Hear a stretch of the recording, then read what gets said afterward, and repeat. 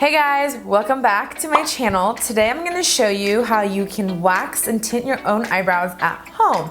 Now this is something you should go and see a professional for, but I just want to give you guys the option that if you did want to do it at home, you could do it at home. Couple things I want to talk to you about before we start. You should always wax after you tint. And the reason for that is if you were to do it vice versa, so let's say if you were to wax first, you're opening up all the pores, and then when you apply the tint, you're gonna feel massive amounts of burning, which you don't want. You're also allowing bacteria to get in, so then you're gonna cause pimples. Second, I personally lighten my brows. So I know most people like to use bleach. I stay far away from bleach. The reason for that is I'm darker naturally, so I tend to pull a lot of warmth and reds, and you wanna stay away from that. Because in the sun, it'll like glisten all orange. Not the business ladies. So I go with my dandy hair color. This is Schwarzkopf. I know that it's only sold in professional like stores like Salon-Centric or Cosmoprof. So if you have your license, you can definitely have access to this. If not, call a homie up, just kidding. If not, you can just go to Sally's and buy whatever color, and they're really nice there, they'll help you. So I make sure it's an ash base. This is an 8-1. You can do any color, just make sure it's an ash base. Emphasis, ash base. Was that necessary? Okay, so now my most important point. Keep in mind, if you're using any kind of Retin-A, personally, I've been using Tazarac, you should stay away from waxing. Because I'm aware I'm gonna be waxing my eyebrows, I don't ever use the Tazarac up here. I always put it around here, wherever I need it. But what Retin-A does, it helps diminish fine lines, and also a lot of people who have acne use it because it helps exfoliate the skin and then take the acne away. But in return, it could hurt you. If you're waxing, your skin has become so thin and fragile that you can lift. And when you lift your skin, it's not pretty. This is the perfect example. I waxed and look what happened. Simple. Let's get started.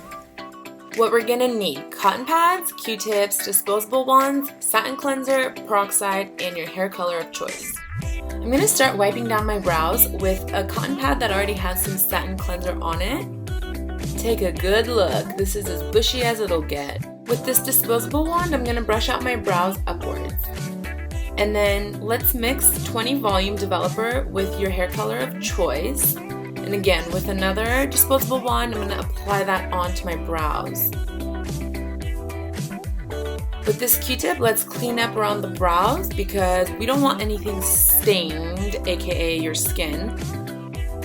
I leave the tint on for 7 minutes before I wipe it off with a cotton pad. And as you can see, it's all one nice shade that matches my hair color.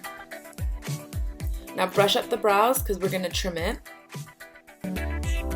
Anything that falls outside of the line, just snip the tip of it. Don't get too crazy with it because this can cause your eyebrows to lay awkwardly. And we don't want that. So now I'm just gonna brush down my brows and snip a couple of hairs that fall out of line. And as you can see, I'm only doing like 3 pieces. Time to get our wax on. What you'll need: waxing strips and wooden applicators, wax, tweezers, baby powder, and a stencil. I prefer to mark my brows before I start waxing, this way you don't overwax.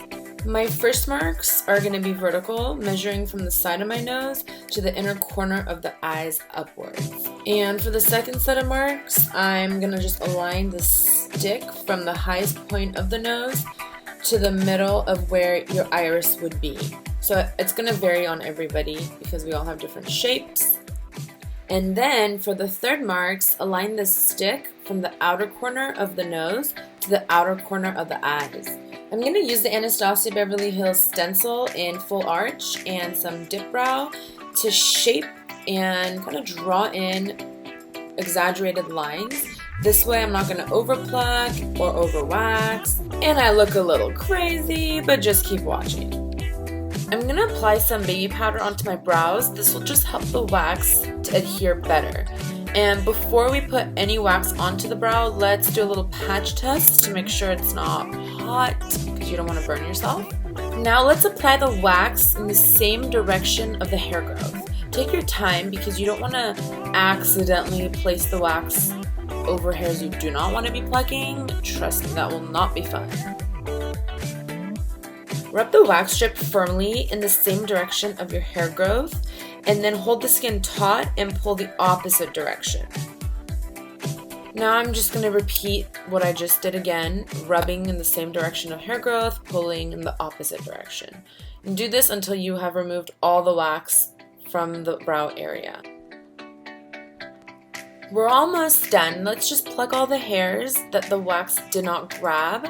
But don't get too crazy because you don't want to over pluck, of course. And then now let's remove the exaggerated lines with our astringent. Fill in your brows like you normally would and you're all done, my friends. But wait, I want to show you the progression.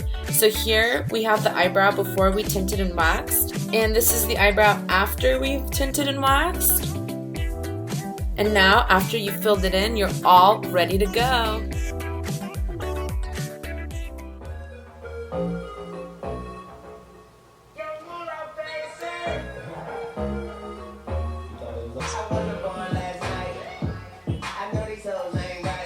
Why? Just stop. Okay, hold on. So you're more easily... Take a deep breath. Wait, that was the same thing. Just kidding. What the... Don't forget to like and subscribe.